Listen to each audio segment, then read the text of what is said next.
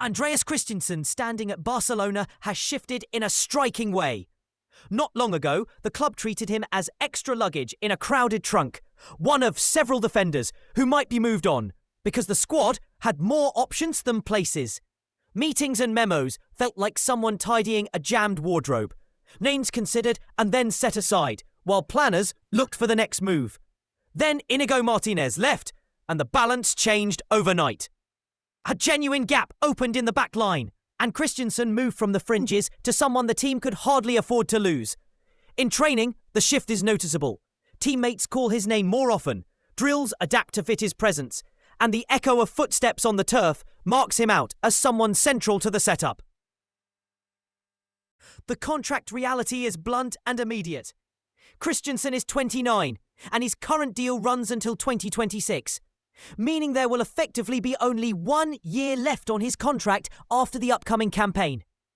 That single season shapes nearly every choice, from how directors plan transfer activity to how coaches consider squad rotation.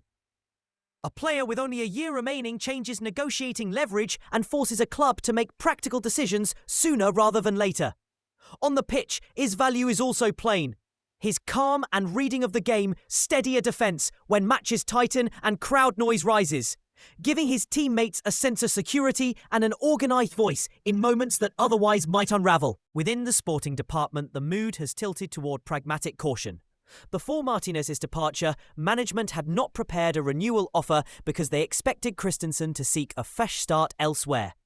But the exit altered the calculus, and according to reports in Sport, Barcelona may now propose an extra year to prevent him leaving on a free transfer in 2026. Sources suggest there is no panic. The approach is measured. The sensible plan appears to be to wait until the summer window closes at the end of August, to see how pre-season and early friendlies go, and then begin negotiations with a clearer idea of fitness and form rather than rushing into a deal under pressure. From the coaching point of view, the assessment is straightforward and favourable. Members of the technical staff highlight Christensen's capacity to read the game, to anticipate danger, and to position himself so that attackers are pushed into uncomfortable choices. Hansi Flick prizes that anticipation because it allows the team to build play from the back with more assurance and less reckless risk. If Christensen can remain injury-free, the expectation is that he will feature heavily this season, not as a temporary stopgap, but as a regular starter who helps organise and calm the defence. Those consistent minutes would also likely lift his market profile, giving the club more options if they ever chose to monetize him. Christensen's own stance has been steady and clear. He has repeatedly said he wants to remain at Barcelona until his contract ends, and this summer he reportedly declined interest from clubs in Saudi Arabia and from a number of Premier League sides. Friends and insiders say he told the club soon after last season that he planned to stay regardless of how the squad looked, a declaration that speaks to both personal confidence and a belief in the chance to play a meaningful role. That kind of clarity from a player makes planning easier. A man who wants to remain simplifies discussions about continuity and dressing room harmony. Earlier this year, his future almost took a different path. In January, Brentford submitted a bid and Barcelona came close to agreeing a transfer.